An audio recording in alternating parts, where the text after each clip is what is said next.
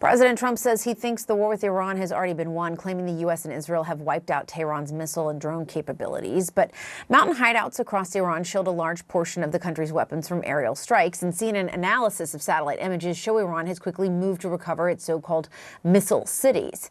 CNN's Tamara Quibabli has more. An Iranian underground missile city buried deep inside a mountain. A show of force aimed at Iran's enemies. A contingency plan to protect its precious arsenal from being eradicated by massive bombardment. Dozens of these subterranean fortresses are spread across the country. It's proof that Tehran has been preparing for a war just like this one for years and possibly decades. It's also from these mountain bases that Iran stores its mobile missile launchers, taking them out, firing, before hiding them back into the mountain to reload and avoid detection. The U.S. and Israel want to destroy this threat. And just like Hamas and their tunnels, Iran has funneled decades of state resources, not to their people, but into missiles and drones and proxies and buried facilities. But we are hunting them down. We wanted to find out how. Examining satellite images from 27 underground bases, including 107 tunnels. What we found was evidence of a rapid-fire American-Israeli campaign to trap a large number of Iranian munitions underground, blocking entrances and exits to these bases. Like here, here, and here, access points to these facilities blocked. We found that the U.S. and Israel bombed at least 77% of the tunnel entrances that we were able to review satellite images of. Here we see rockets fired from mobile launchers towed out of tunnels. The images are from propaganda video released last year.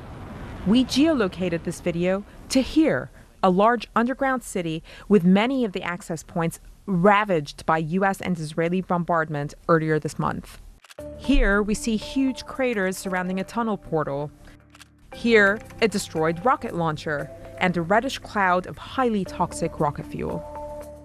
But less than 48 hours after the site was first bombed, evidence of Iranians already digging for access to their munitions underground. And this isn't the first time Iran's jumped to repair its underground facilities. Tehran is completely filled with smoke. After the 12-day war with Israel last June, Iran repaired missile production facilities, an industrial complex linked to uranium enrichment centrifuges, and subterranean medium-range missile sites, like this one, where Iran reopened access points to those munitions, again starting to repair them just 48 hours after that war ended.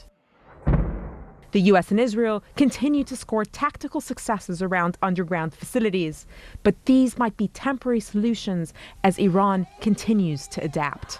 Tamara Quibabli, CNN, London. CNN military analyst Colonel Cedric Layton is joining us now. Good to have you here. CENTCOM announcing today Iran's grip on the Strait of Hormuz is degraded. That's partly because of recent strikes targeting one of Iran's underground facilities that discreetly stores anti-ship cruise missiles and other weapons. We just saw Tamara's reporting there. What kind of challenges do these underground facilities present? Yeah, there's several challenges, Jessica, and it's great to be with you again. One of them is that they're underground, and so that makes targeting a lot more difficult. But here's the thing.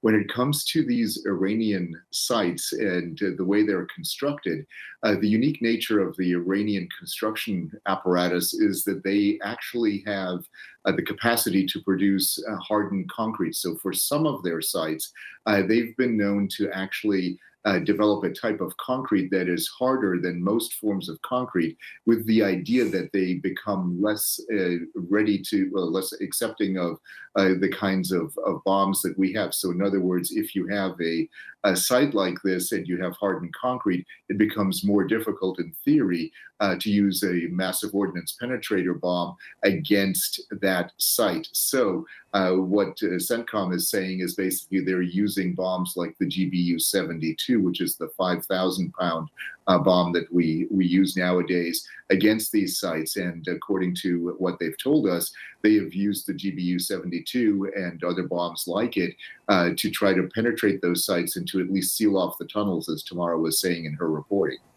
Yeah, and there is evidence of repairs at some of those destroyed tunnel entrances. How difficult is it to actually destroy them? And I think that's what you're getting at. It's really hard to do that. Right. So when you aim for the destruction of one of these facilities, it's really hard to hit it in the center so that the whole thing would collapse, for example. That's practically impossible to do. So what they try to do is they try to hit the entrances so that they basically block everything that's inside of it and make it much more difficult to get out. The fact of the matter is that the Iranians have been pretty good at practicing their recovery operations. And so what they try to do is they try to dig their equipment, their missiles, their bombs, their mines out of those tunnels that have been sealed off, at least we think they've been sealed off, by our bombing operations. And Iran also launched missiles at a U.S.-UK military base in the Indian Ocean, and that was unsuccessful. But the base is over 2,000 miles off the coast. What is that telling us about Iran's capabilities? Because that's what seems to be catching everyone's attention. Yeah, and it should catch everyone's attention because up until this point, the Iranians declared that their missile ranges were limited to about 1,250 miles or 2,000 kilometers. Well, Diego Garcia, the base that you're talking about, is about 4,000 kilometers or 2,500 miles away. So that means that they have basically developed a medium-range missile that exceeds the range that they've said publicly that they have. It's not a surprise. They actually work with the Chinese, for example, and the North Koreans to establish the types of capabilities that those countries have, and potentially there was enough technology transfer so that they could actually use either a Chinese missile or an adaptation of a Chinese missile to conduct these strikes. So they actually had two missiles that they fired against Diego Garcia, one of which was unsuccessful, and apparently the other one was intercepted by U.S. missile defense systems. 播报新闻是我的日常。必须时刻保持妆容和皮肤的最佳状态。当来到人生中最重要的时刻，也是 KS 逆时奇迹帮助我轻松驾驭，闪闪发光。KS 逆时奇迹活肤露全效精华、精华霜，多达5种 EGF 6大冻龄关键成分，保湿效果让我非常满意，小细纹也不再困扰我。我就是我自己的最佳女主角。KS 让我从容自信，光彩动人。我是我人生中的大女主，我的最爱我做主。